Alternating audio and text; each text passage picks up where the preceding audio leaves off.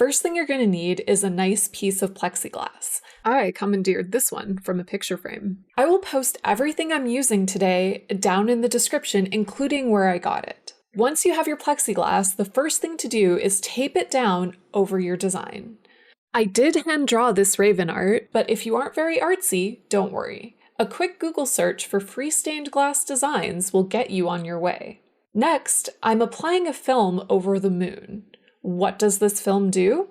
It makes rainbows when the sunlight hits it. For outlining my design, I'm making my own faux leading.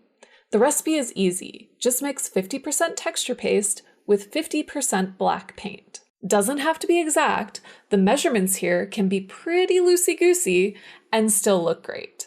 For the finer lines, I've loaded up a squeeze bottle, though next time I think I'll use a piping bag with a fine tip. This was a real workout. My poor hands were so sore after. Learning from that, I switched over to a piping bag for the thicker lines, and it was much kinder to my palms.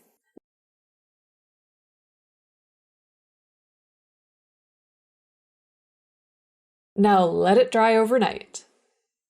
My recipe for the stained glass colors is 1/4 teaspoon water, 1 tablespoon Modge Podge, then 5 to 10 drops of food coloring.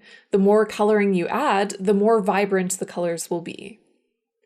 After letting it dry overnight, I'm going in with my Sakura jelly pens to add some finishing touches.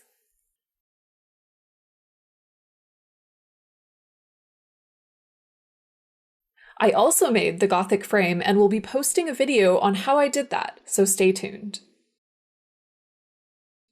Ooh, also, I ended up loving this art so much that I made it into bookmarks. That's all for today. Thank you so much for watching. Bye for now.